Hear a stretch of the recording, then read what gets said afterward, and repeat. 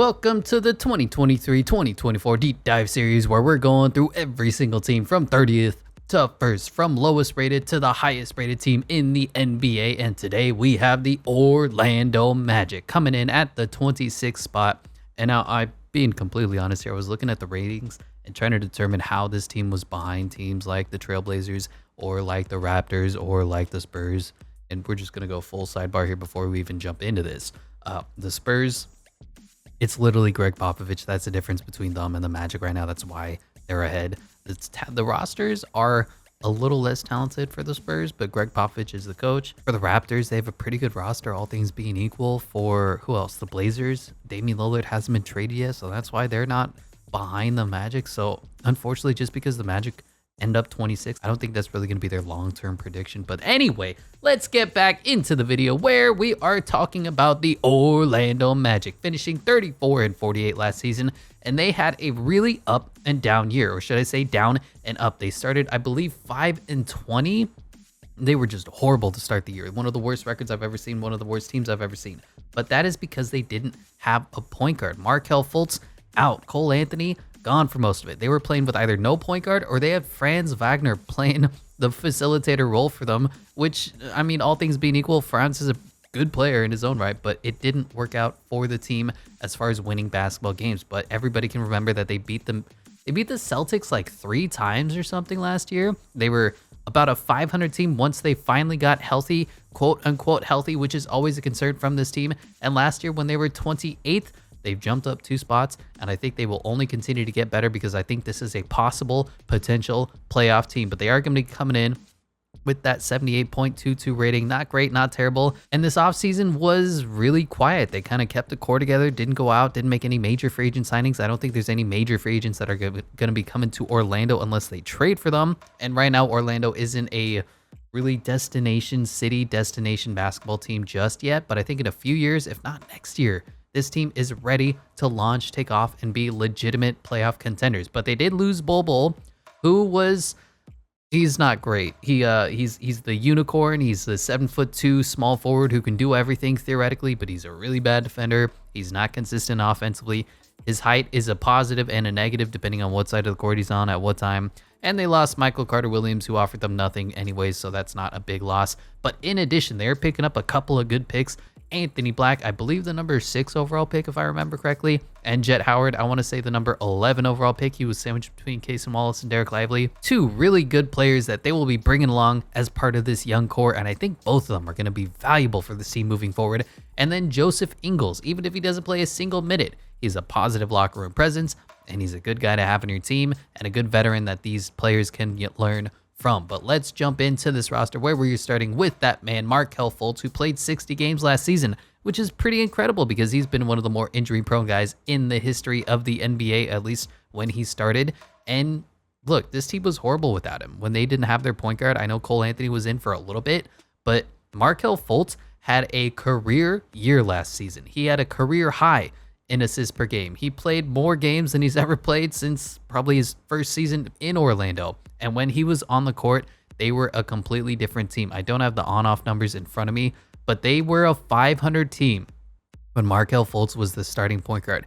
He facilitates well, he slashes well, he can drive and kick, he can run the offense. He's a smart player. He plays strong defense. When he and Jalen Suggs are on the court defending at the same time, man, they are a mean matchup for any guard duo because nobody's going to be able to get by Jalen Suggs. Nobody's going to be able to get by Markelle Fultz with that crazy long wingspan, with his physicality, his versatility. And look, there's no confusion about it. When Markelle Fultz was starting point guard for the Magic, they were a 500 team. When he wasn't, they were a bottom 5 team. They were probably the worst team in the NBA last season. And that is just the amount of impact that Markelle Fultz had on this team. And he's the difference between this team being a winning team and a losing team. Now, Anthony Black coming in might change that up a bit if he develops his game. But for right now, Markelle Fultz is the key to unlocking this Orlando Magic squad. So I know he's coming in with an 80 overall. He still can't shoot to save his life. 31% from the three-point line. Actually shoots pretty well from the free throw line despite that weird, janky free throw release that he has. I don't know what's going on with this shot. I don't know what will ever happen with the shot. And at the end of the day, if there's a point guard who could give them a little better facilitation, approximate the Markelle Fultz defense, and still give them the assist numbers that they have, Markelle Fultz probably should be a backup just because his shooting is so bad, and shooting is huge in today's NBA. Look at this team right now. Jalen Suggs, 32%. Franz Wagner, 36%. Wendell Carter Jr., 35%. And Paulo Banchero, 29%. If you have a 31% shooting point guard, that's just going to cause you to lose a lot of games that you probably should win. If they could get somebody who's like, let's say Anthony Black starts hitting 37% of his threes, he can easily take over this role from Markelle Fultz. But for right now, Markelle Fultz is the starting point guard, and he is electric when he's got the ball in his hands. He's a smooth inside scorer, whether he's pulling up from the elbow. He has this janky shot where he uses his long, I think he's got a 7-foot wingspan, and he just elevates from the elbow and his hands go straight up, and then he kind of flicks it with his wrist. So it's almost an unblockable Kevin Durant sort of mid-range jumper that he has. And then he's smooth. He's slithery with that wingspan around the rim. He's a great finisher. He just cannot shoot the ball well from the three-point line. Now, all that being said, injuries are king in Orlando, and we need both Markelle Fultz to be healthy for the season, for the majority of the season, and to continue the play that he had last season. He's still a young guy, too. I know we've been to hell and back with Markelle Fultz, but he's going to be entering age 25 this season. He's already hitting career highs in assists. The turnovers weren't great. 2.3 per game is a little bit of, it's like, I think 2.5 to 1 assist to turnover ratio. So it's not great. It's not terrible. You'd like to see him continue to improve, but he shot a career high from the field, 51% last year. He actually shot a career high from 3 at 31%, even though it was mostly low volume. So it feels like Markelle Fultz, former #1 overall pick, is starting to put some things together. He stayed healthy once he finally got on the court last season. He played a career year. He's a lockdown defender. He's a two-way point guard, exactly what this team needs. Something that this team does need is a better shooting guard, because I don't know if Jalen Suggs is going to start 32% for 3. I don't know if Gary Harris is going to start 43% from 3, but he doesn't have the same versatility and the defensive tenacity. So just for now, I think Jalen Suggs is going to start because he has the potential. He has the upside. He is the younger guy. He's the guy they took number 5 overall behind Scotty Barnes.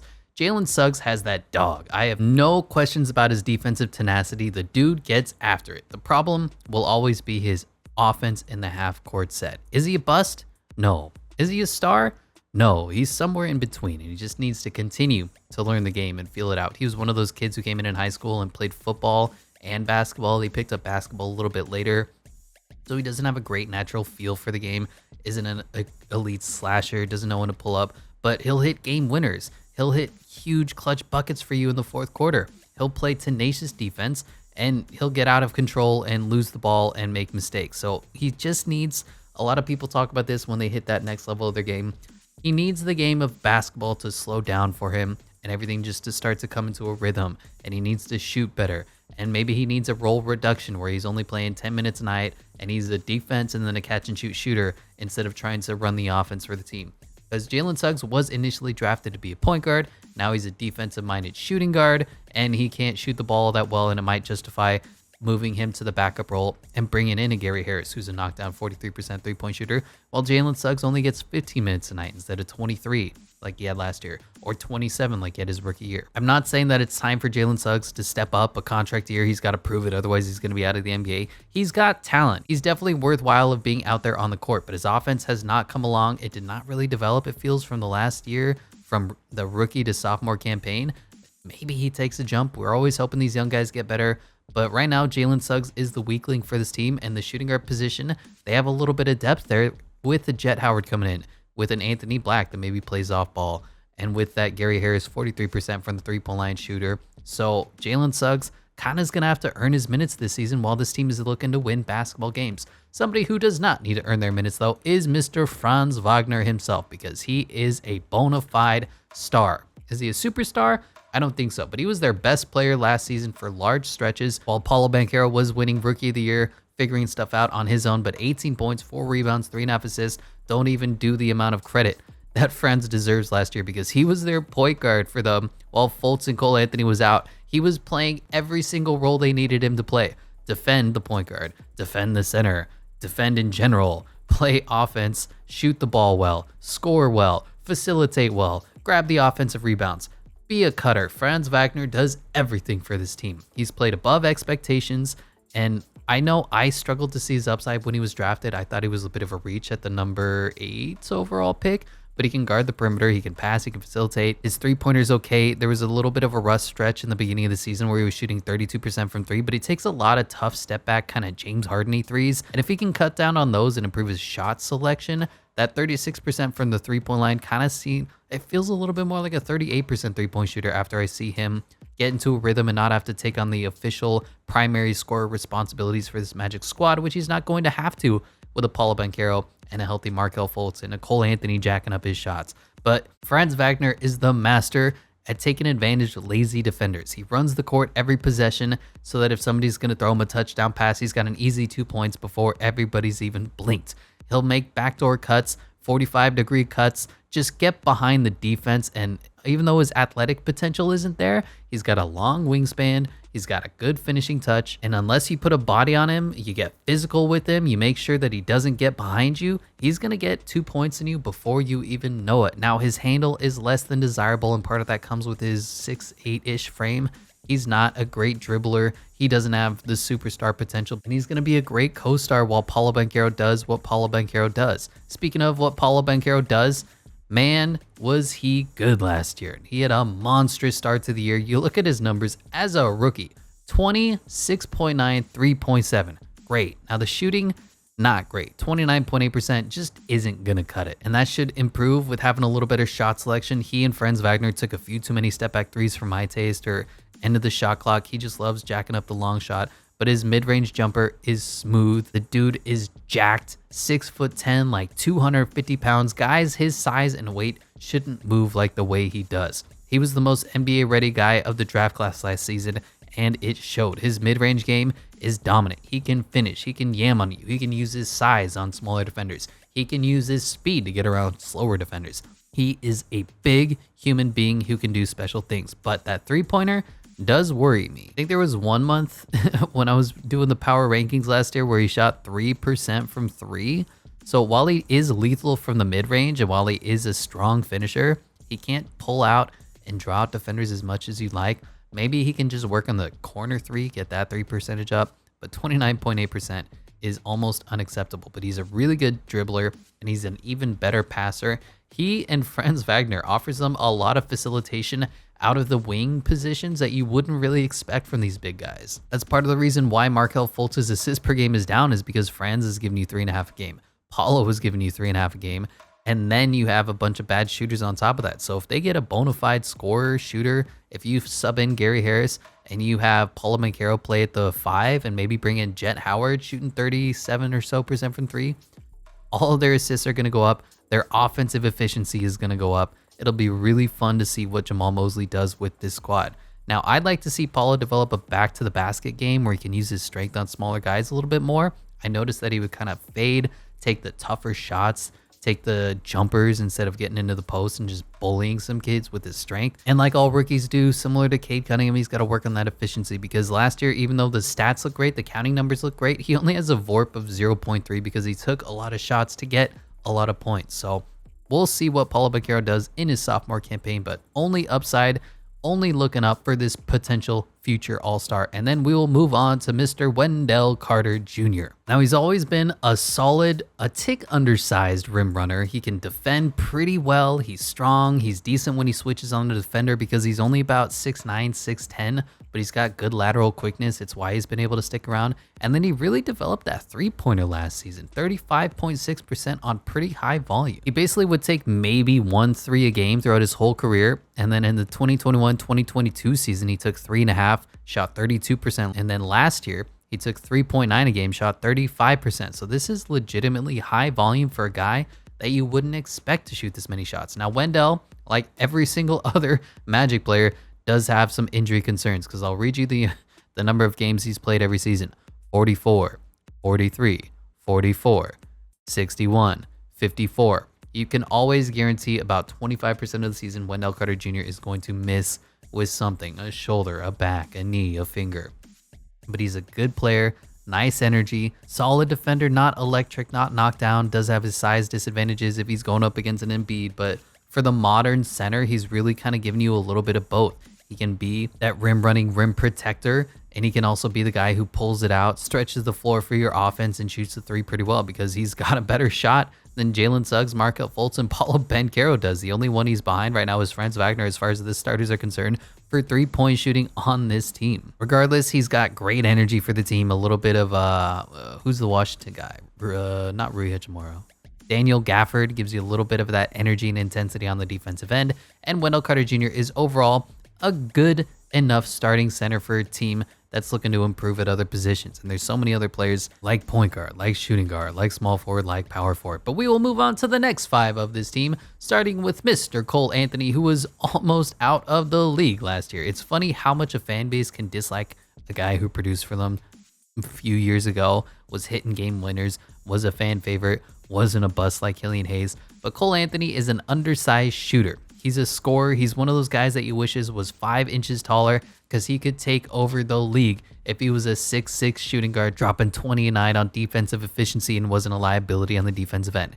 He's not a great passer, not a great facilitator. Was a little better last year on less minutes with his efficiency, 3.9 assists to 1.5 turnovers, a little over that 2-to-1 ratio. He's just not great at determining when to take the shot for himself and when to help his team run the offense. And then there were a lot of stretches where he was the only point guard for the team as well, and he only averaged like 3 assists a game. That's just not going to work. He can't defend given his size. Like, he'll try, but he's about 6 feet tall, 180 pounds. And when his shot isn't falling, it's a pretty rough game to watch. I mean, he's just going to continue to jack up. He's got that shoot mentality. He'll take the shots, make or miss, and a lot of times he's going to go on a cold streak, and it's problematic. He plays a little too selfishly, doesn't make the right basketball play too often, can be turnover prone. But like I said, he's a big shot taker and a big shot maker. He can be a piece on a winning team. He just needs to come off the bench and be more efficient. Could he theoretically take over a starting shooting guard role, make some easier shots, be one of the 3-point shooters who's shooting 36% from 3 instead of being a 29% 3-point shooter, add some spacing to the floor? Yes, but I think they'd lean more to a Gary Harris who's got a few inches of size, a little better defensively, if they are looking for someone to be the shooting guard role. Not that Cole Anthony isn't dynamic as a scorer. He certainly is, and he offers something to a team, but he's just probably not a starter given his size disadvantage. Moving on to the rookie that they picked up, Mr. Anthony Black, and he was one of my favorite players in the draft. He was this weird combo guard hybrid, 6 feet 7 inches tall, nice long wingspan, and minus Cole Anthony, you can kind of see they got a lot of good size here. You got Markel Fultz, 6'4" with a 7-foot wingspan. You got Jalen Suggs, like 6'5" with a good 6'10"-ish wingspan. Franz Wagner, 6'8". Paulo Banchero, 6'10", 6'11". Wendell Carter Jr., 6'10". Cole Anthony is short, and then Anthony Black is about 6'7". Jet Howard, I think 6'6". Gary Harris, 6'4". Then you got Goga, Mo Wagner. There is a ton of size on this team, a ton of versatility, a ton of switchability. They can run the modern NBA defense of switch everything and not have any weaknesses. So that is part of why Anthony Black fits perfectly onto this team. Now, he's not a freak athlete by any stretch of the imagination, just a very slow, very methodical guy. He can dunk because of his size, but other than that, you're not really going to ask too much from him. He's strong enough to not be a liability on the defensive perimeter. He's a good passer, but he's raw. You can see by the 3.9 assists to 3.0 turnovers at Arkansas. He'll miss the occasional lob and transition. He won't quite throw the pass on target right in the shooter's pocket. He's still developing that game. His passing ability is very comparable to, I'll say, a J.D. Davison, second-round pick for the Boston Celtics, where the talent is there. You can tell if he develops a little bit, he'll be an electric point guard. But he just needs to continue to work on that game, figure out the offense, figure out where his players are. He's a playmaker, man. He's got a lot of polish to his drives. He's a strong finisher, has a decent, not mid-range game, but short-range game around the rim. And he shoots okay from the 3-point line, 30%, which can certainly improve. But he's basically the modern equivalent right now of Josh Giddey minus being an elite passer. He's got a good feel for the game. He's got a little spice, and I think he was my number 5 prospect coming in the draft. I was a really big fan of Anthony Black's game. I just need them to pick a position for him. Is he going to play shooting guard or is he going to play point guard for them?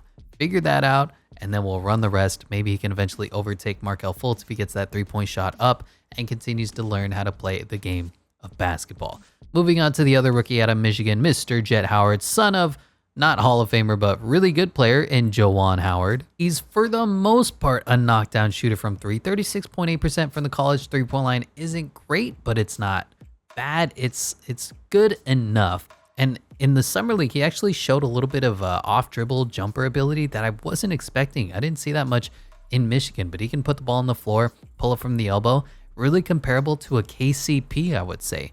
Defense is okay because he has the tangibles. He has the size. He's got pretty good quickness. He's a little skinny. Obviously, all these kids who are like 18, 19 years old are skinny. They don't have their grown man bodies that you develop when you're 25.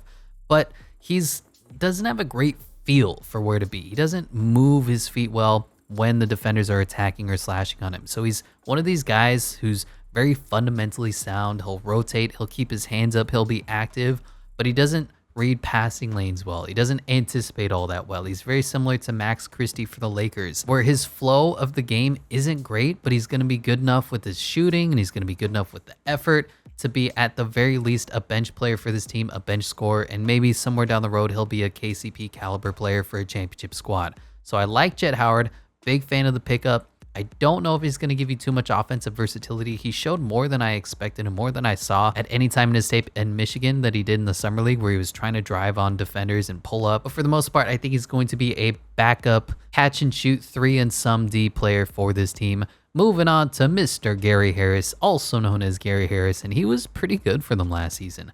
That three-pointer is going to be the difference between him coming off the bench and him not getting any minutes, because he is a tick undersized. He plays a little bit of defense, not a ton. Fans love him. And I mean, you look at the shooting for the rest of the team. They need floor spacers, and Gary Harris is that dude. Now, he's not an electric scorer. He's not dynamic. He's just one of those guys who plays his role well. And it's a little surprising he's already 28 years old. I was not. I mean, when I last checked, he was a young 25-year-old for the Denver Nuggets who was still trying to figure out his role. But I think we kind of know what Gary Harris is at this point. About 20-ish minutes a night. 40-something% from the three-point line. Good enough defense, but somebody you look to improve upon or replace if he's a starter for your team. And lastly, I was torn here between putting in Goga or putting in Mr. Mo Wagner, but I put Goga because Goga had a really impressive year last season. Now, he's not a very good player fundamentally overall, but he's kind of that tough guy, that dickhead that a lot of teams are looking for these days. He's strong. He's a jacked big body who will move people out of the way for the rebound. He can defend at a pretty solid level. He gives you basically nothing offensively. And if we're being completely honest, after he got kicked off the Pacers, he was almost out of the league, but he just kind of turned it around. He stopped trying to be a floor spacer shooting the three because he just cannot shoot the three well at all. 23% last year, 28% the year before, 25% the year before, 19% his rookie year. And he continues to jack him up. He puts it up on high volume. You look at his per 36 rookie year, he was taking 3 a game. Sophomore year, he was taking 5 a game. The year after that, he was taking 4 threes a game, and he was still shooting below 30% every single season. It's unacceptably bad, and Goga needs to stop shooting the three. And that's what he kind of did when he got to Orlando. He said, you know what? I'm just going to be a big, strong dickhead. I'm going to attack the offensive glass. And his per 36 numbers look really good, man. For the Magic, he was giving you 13.8 and 12.4 with 5 offensive rebounds a game. If you stretch out his numbers to per 36, he was just really good in the brief stint that he had.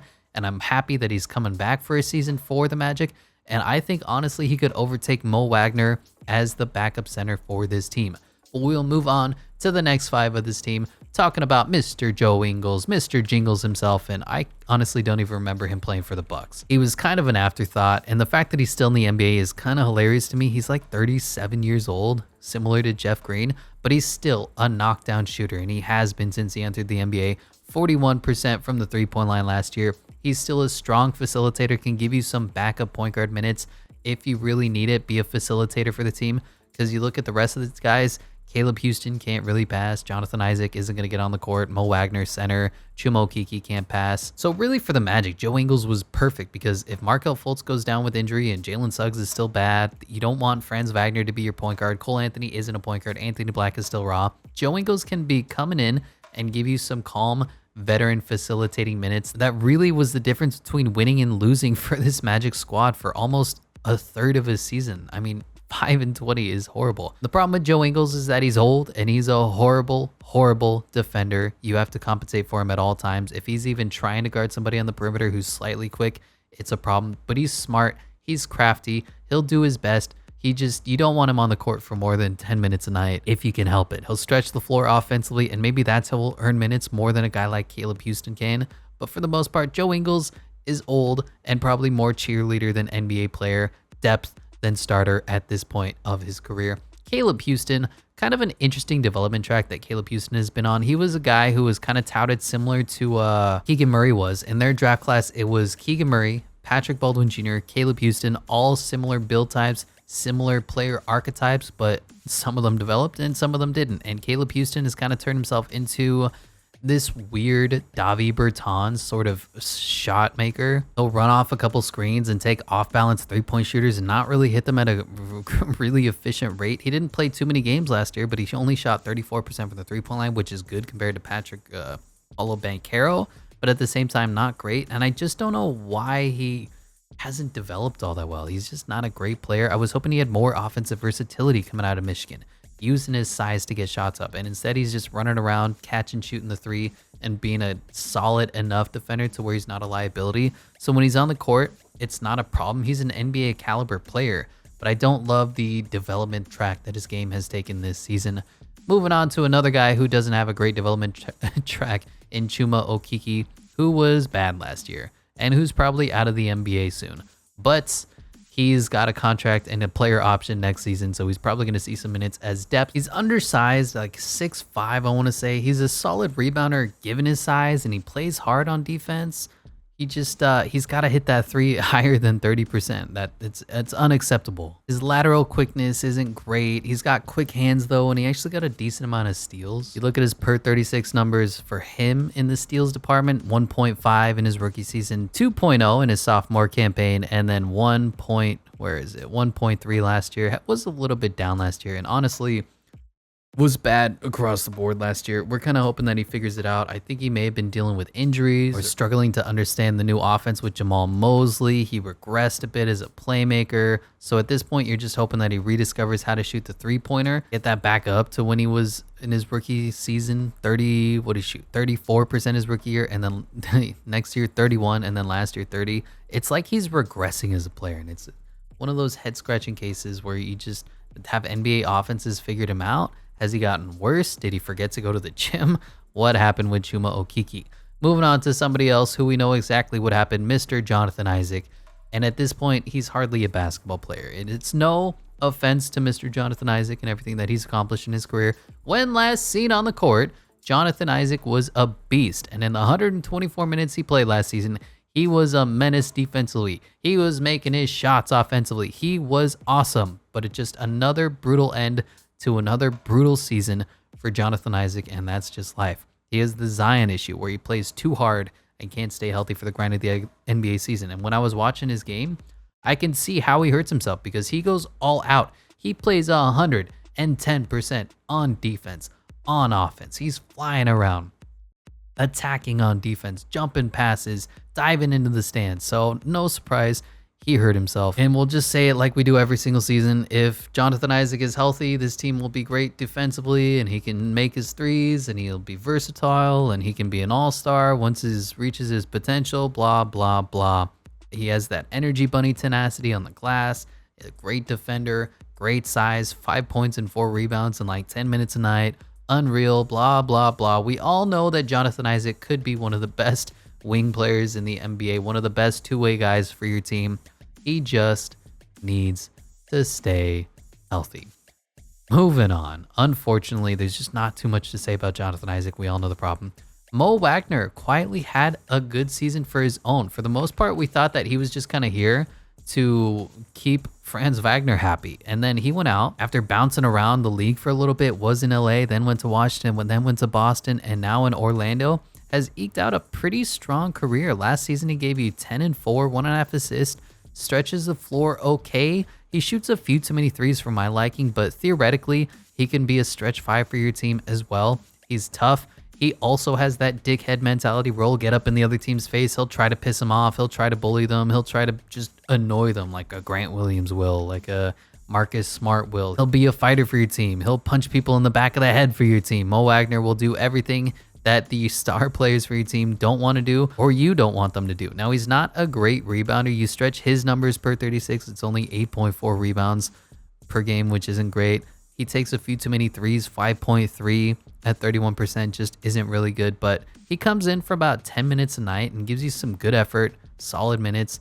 Maybe he'll be your center too. Him and Goga are going to fight it out for who's going to be second center on the depth chart behind Wendell Carter Jr. He's a good player, probably one of the brighter spots for this team. Center is not a weakness for the team. It's shooting.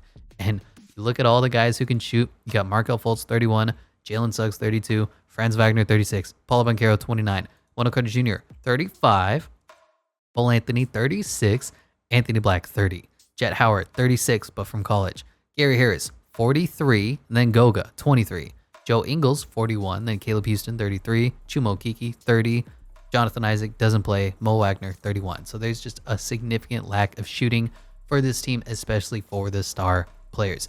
But that is it for the next 5. Moving on to the next, the rest of the guys on this roster. And there's an open two-way spot for this team, but they haven't filled that out just yet. So we will talk about Mr. Kevon Harris, who was a beast in the summer league. Oh my God.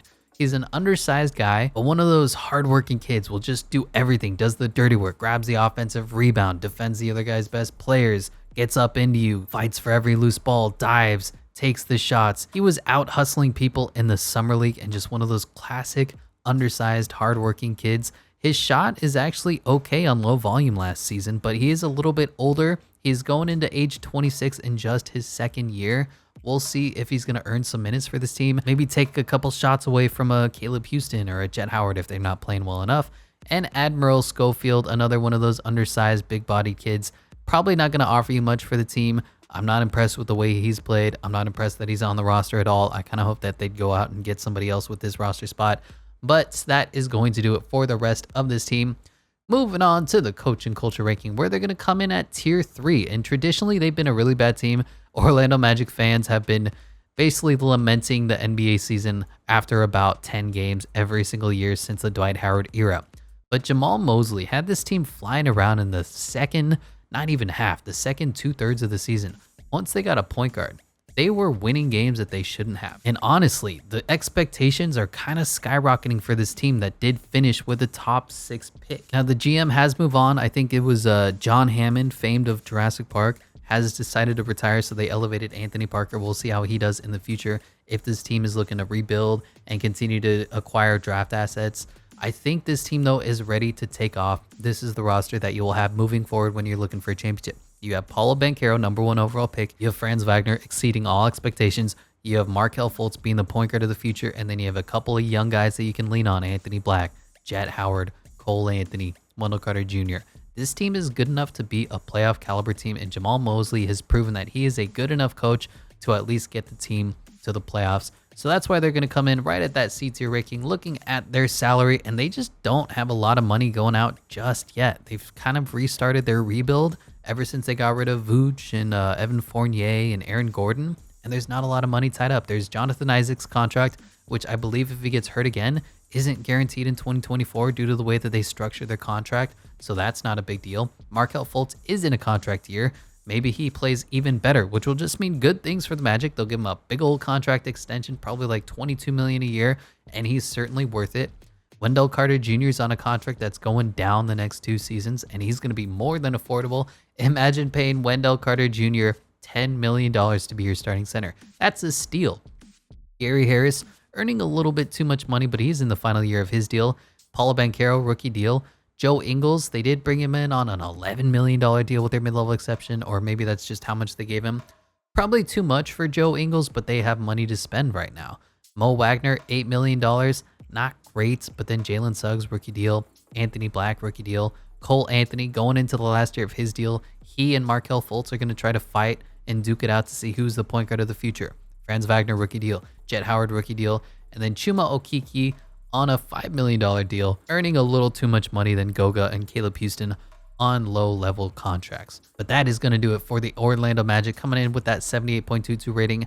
Again, I expect them to be a little bit better, but the problem when I'm grading these teams is I can't give you credit for work not done. They don't have a superstar on their team like a DeMar DeRozan or Zach LaVine. They don't have Luka Doncic. They don't have a great history of winning for the last 30 years in a Greg Popovich. So unfortunately, that's why this team is going to be coming in a little lower than you probably expected, but they still have the expectations of everything. And their championship odds are actually much better than some of the teams that are ahead of them at plus 17,000.